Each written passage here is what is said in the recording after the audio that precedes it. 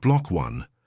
They found him sleeping under the bridge near Montmartre on a February morning when the frost still clung to the cobblestones and the air smelled of diesel and yesterday's rain. His name was Thomas Laurent, and he wore a coat so thin you could see through the worn patches on his elbows. He was 32 years old, though most people who passed him on the streets of Paris would have guessed 45. Poverty ages you in ways that sunlight and stress never could. It carves lines into your face that speak of hunger, of cold nights, of doors slammed in your face, of being invisible while standing in plain sight. Thomas had learned this lesson early, learned it in the marrow of his bones, in the hollow of his stomach, in the way people's eyes would slide past him as if he were made of air. He had not always been this way. There was a time, years ago, when he had walked through these same streets with his head high and his pockets full enough to buy coffee without counting coins. He had worked at a small accounting firm in the 7th arrondissement, nothing glamorous but honest work that paid the bills and allowed him to sleep without the weight of tomorrow pressing down on his chest. Then his mother fell ill. Cancer, they said, the kind that spreads fast and takes everything with it. He quit his job to care for her, spending his savings on treatments that promised hope but delivered only debt. When she died on a rainy Thursday in November, she left him with nothing but memories and a stack of medical bills that could have bought a house in the countryside. The firm would not take him back. Too much time away, they said. Too unreliable. He applied everywhere, but his resume had a gap now, a black hole that swallowed explanations and spit out rejections. He lost his apartment, then his dignity. Then, slowly, he lost himself. Now he wandered the streets of Paris like a ghost, doing odd jobs for cash that barely bought bread, sleeping wherever the police would not chase him away. People called him useless. They said it to his face sometimes when he asked for work or help. A man approached him once outside a restaurant in Le Marais, a businessman with slicked hair and cologne that probably cost more than Thomas had earned in a month. Thomas had only asked if they were hiring dishwashers. The man had looked him up and down with eyes like broken glass and said those words that still echoed in his skull at night. Useless. Just another useless person with no money and no future. Thomas had learned not to cry anymore. Tears were a luxury for people who still believed things could get better. But on this particular morning, something different happened. He had been sitting on a bench near the Seine, watching the sun turn the water into liquid gold, when an elderly woman sat down beside him. She was small and fragile-looking, with white hair pulled back in a bun and hands that trembled slightly when she moved. She did not look at him the way others did. Her eyes held something else, recognition maybe, or compassion. She asked him his name. Not for any practical reason, not because she needed to report him or move him along, but simply because she wanted to know. Thomas told her, his voice rusty from disuse. She introduced herself as Madame Dubois, and then she did something that nobody had done in months. She asked him his story, not the sanitized version people wanted to hear, not the quick explanation that would make them feel better about walking away, but the real story. The one with all the messy parts and the shame and the moments where he had wanted to give up entirely. So he told her, and she listened. When he finished, she reached into her bag and pulled out a card. It was simple, cream-colored, with an address written in neat handwriting. She told him to go there tomorrow morning at 8. Someone would be expecting him. Thomas stared at the card, afraid to hope, afraid to believe that this was anything more than another dead end or cruel joke. But Madame Dubois stood up, patted his shoulder with her trembling hand and walked away before he could ask questions. That night, Thomas barely slept. He cleaned himself as best he could at a public fountain, tried to make his clothes presentable, and when morning came he walked to the address on the card. It led him to a building in the 11th arrondissement, a place he never would have found on his own. The sign above the door simply read, Nouveau départ, New Beginning. Block 2. Thomas stood outside Nouveau départ for 10 minutes before he gathered the courage to knock. The building was unremarkable from the outside, sandwiched between a bakery and a flower shop on a quiet street where the morning light fell in soft angles through the trees. He had expected something institutional, something that screamed charity or pity, but this place looked almost like someone's home. When he finally knocked, The door opened immediately, as if someone had been waiting just on the other side.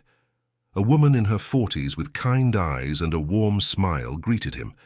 She introduced herself as Claire Moreau and said that Madame Dubois had called ahead. Thomas was led inside to a space that smelled of fresh coffee and bread, where several other people sat around a large wooden table, eating breakfast and talking quietly among themselves. Claire explained that Nouveau Départ was not a shelter, not in the traditional sense. It was something different, something that Madame Dubois had founded 20 years ago after her own son had died homeless on the streets of Paris. The organization did not just offer meals or temporary beds, it offered transformation. They believed that every person had value, that poverty and circumstance did not erase worth, and that with the right support, anyone could rebuild their life. They offered job training, housing assistance, counseling, and most importantly, they offered belief. They believed in people when nobody else would. Over the next weeks, Thomas became part of this community. He woke up each morning in a small but clean room, ate meals with others who understood what it meant to have lost everything, and slowly began to remember what it felt like to be human again. Claire and her team worked with him to identify his skills, to address the trauma that had left him paralyzed, to help him see that his mother's death and his subsequent fall did not define his entire existence. They connected him with a small accounting firm that specialized in giving second chances to people with unconventional backgrounds. The owner, a man named Pierre Lefebvre, had himself once been homeless. He looked Thomas in the eye during the interview and said something that cracked open the shell Thomas had built around his heart. He said that a person's bank account never determined their value. That usefulness was not measured in currency, but in character, in resilience, in the willingness to keep standing when everything inside you screamed to stay down. Thomas got the job. It was entry-level, nothing glamorous, but it was a beginning. He worked harder than he had ever worked in his life, not because he had to prove something to Pierre or Claire or Madame Dubois, but because he needed to prove it to himself, that he was not useless, that the man who had called him that under the Parisian sky had been wrong, that poverty had not erased him. If you are watching this story right now, I want you to know something. You matter. Your story matters. Whether you are struggling right now, whether you have felt invisible or worthless, or like the world has forgotten you, I want you to hear this. You are not alone. There are people who see you, who believe in you, even when you cannot believe in yourself. Take a moment and tell me in the comments, have you ever felt invisible? Have you ever been judged for something beyond your control? Share your thoughts below because your voice deserves to be heard. And if this story touched something in you, hit that subscribe button. Not because I am asking for numbers, but because stories like this need to be told, and people like Thomas need to be remembered. Months turned into seasons, and Thomas began to rebuild piece by piece. He moved into a small studio apartment in Belleville, nothing fancy but his own space with a door that locked and windows that let in morning light. He reconnected with an old friend from his previous life, someone who had not known about his time on the streets, and the conversation was awkward at first, but eventually warm. He started saving money again, not much, but enough to feel like he had some control over his future. But the transformation was not just financial or material. Something deeper was shifting inside him. He began volunteering at Nouveau Départ on weekends, helping new arrivals the way others had helped him. He served meals, listened to stories, offered encouragement to people who stood exactly where he had stood not so long ago. And in doing this, he discovered something unexpected: purpose. One Saturday afternoon in late summer, Thomas was working in the kitchen when Claire asked him to meet with a new arrival. The man was young, maybe 25, with hollow eyes and the same defeated posture Thomas recognized from his own reflection in store windows months before.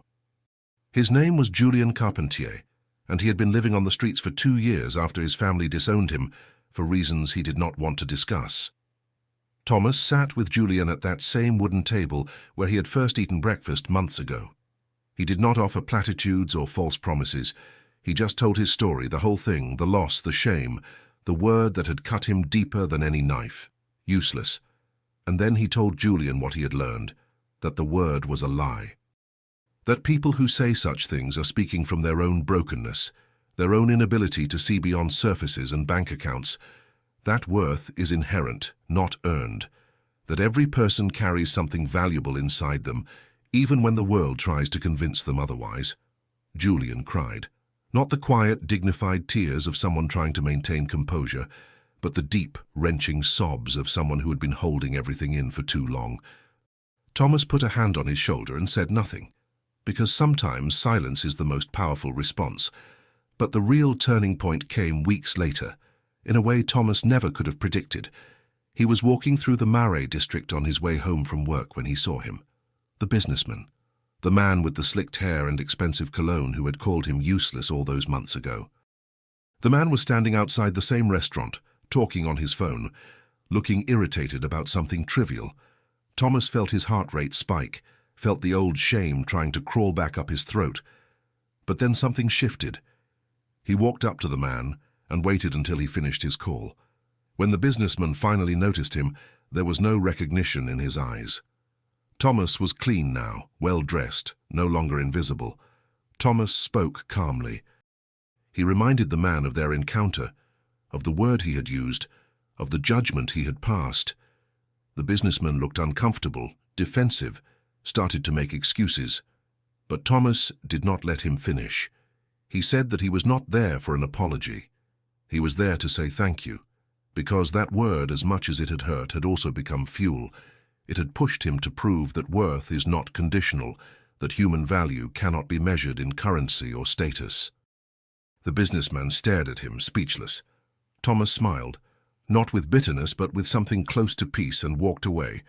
You know what I love most about this community we are building here? It is that we all understand what it means to struggle, to be judged, to feel like we are not enough. I would love to hear your story. Have you ever overcome something that seemed impossible? Do you know someone who deserves to have their story told? Share it in the comments below. Your experience might be exactly what someone else needs to hear today. And if you have suggestions for stories you want me to cover, drop them below. This channel is as much yours as it is mine. The months that followed brought changes Thomas had never imagined possible. Pierre Lefebvre promoted him to a supervisory position at the firm, recognizing not just his skills, but his ability to connect with clients who came from difficult backgrounds. Thomas found that he had a gift for making people feel seen, for treating them with dignity, regardless of their financial situation. It was something he had learned not from textbooks, but from lived experience, from knowing what it felt like to be dismissed and deciding never to make anyone else feel that way. Nouveau Départ expanded its programs, and Claire asked Thomas to lead workshops for new arrivals about rebuilding credit and managing finances. He accepted, though he felt unqualified at first. But when he stood in front of those groups and saw the same fear and hope in their eyes that he had once carried, he understood that qualification is not always about credentials. Sometimes it is about empathy, about having walked the path and being willing to light the way for others. Madame Dubois attended one of his workshops. She sat in the back row, that same gentle smile on her face, and when it was over, she approached him with tears in her eyes. She told him that her son would have been proud, that this was exactly why she had started Nouveau Départ in the first place, to create a place where one act of compassion could ripple outward infinitely. Thomas asked her why she had helped him that day by the Seine. She said something he would never forget. She told him that she saw herself in every person society had discarded, that her son had died believing he was worthless, and she had made it her mission to make sure nobody else died carrying that lie. Thomas realized then that his story was not just about survival. It was about the profound truth that we are all connected, that one person's belief in us can alter the entire trajectory of our lives, and that the most powerful thing we can do is pass that belief forward. He began speaking at schools and community centers, sharing his story with young people who were struggling, who felt like their circumstances defined their potential. He talked about his mother, about the grief and debt that had swallowed him, about sleeping under bridges and being called useless. But he also talked about Madame Dubois and Claire and Pierre and everyone who had refused to let him disappear. He talked about the moment when he stopped waiting for the world to see his value and started believing in it himself. One evening, Thomas received a letter. It was from Julian, the young man he had counseled months before. Julian wrote that he had gotten a job, found stable housing, and was volunteering at a different organization helping others. He said that Thomas had saved his life, though Thomas knew that was not quite accurate. He had not saved anyone. He had simply shown up, told the truth, and refused to let shame have the final word. That was the real lesson. That transformation is not about grand gestures or miraculous interventions. It is about showing up. It is about seeing people when they feel invisible. It is about refusing to accept that any human being is disposable or useless. It is about understanding that poverty is a circumstance, not a character flaw, and that compassion is not charity but recognition. Recognition that we are all fragile, all capable of falling, all deserving of grace. Thomas thought about the businessman sometimes. He wondered if their encounter had changed anything for that man, if it had planted even a small seed of awareness. He would never know. But it did not matter, because Thomas had learned that you cannot control how others see you. You can only control how you see yourself. And he saw now what he could not see under that bridge. He saw a person who had survived, who had rebuilt, who had turned pain into purpose, a person who was anything but useless. On a crisp autumn evening, 2 years after Madame Dubois first handed him that cream-colored card, Thomas stood on the same bridge where people had once found him sleeping. But this time he was not there as someone invisible. He was there by choice, watching the Seine reflect the city lights and remembering who he had been. The memory did not hurt anymore. It had transformed into something else entirely. Gratitude. Not for the suffering itself, but for the resilience it had revealed, for the people who had refused to walk past him, for the second chance that had felt impossible. He thought about all the people who were sleeping under bridges tonight, who were being called useless, who believed the lie that their bank account measured their worth. He wished he could reach every single one of them and tell them what he had learned. That rock bottom is not the end. That shame is not your identity. That one person believing in you can be the difference between disappearing and rising. Thomas had started a small fund through Nouveau Départ, using part of his salary to help others get back on their feet. It was not much, but it was something, and something was always better than nothing. He met regularly with Julian now, the two of them having formed a friendship built on mutual understanding. They talked about starting their own organization one day, something that would bridge the gap between traditional employment and homelessness, something that would challenge the systems that told people they were worthless if they could not produce profit. The businessman never reached out. Thomas had not expected him to, but occasionally Thomas would see other people on the streets, other eyes sliding past suffering, other judgments being formed in silence, and each time he would stop. He would acknowledge, he would see, because being seen had saved his life. One morning Claire called him into her office at Nouveau Départ and told him they wanted to name their job training program after him, Thomas Laurent Initiative. He tried to refuse, saying it was too much, that he was just one person who had been helped. But Claire shook her head. She said that was exactly the point. That every transformation starts with one person, one moment, one choice to believe that change is possible, that his story would inspire others not because it was extraordinary, but because it was proof that ordinary people could overcome extraordinary circumstances. Thomas accepted, though the honor felt strange. He still saw himself as that man under the bridge sometimes, still carried the weight of those months in his bones. But he also saw something else now. He saw that we are not defined by our lowest moments, but by what we choose to do after them. As the sun set over Paris that evening, Thomas walked back to his apartment, past the restaurant where judgment had been passed, past the Seine where compassion had been offered, past all the places where his life had fallen apart and been rebuilt. He thought about his mother, hoping she would be proud, hoping she knew that her love had not been wasted even when everything else was lost. He thought about Madame Dubois and her son, about all the invisible people carrying invisible pain. And he made a quiet promise to keep showing up, to keep seeing, to keep proving that the word useless has no power except what we give it. The truth is, we all have the power to change someone's life, not with money or grand gestures, but with presence, with acknowledgement, with the simple act of seeing someone when they feel invisible.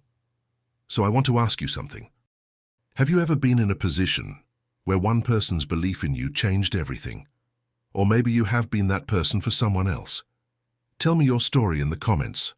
I read every single one, and this community needs to hear your voice.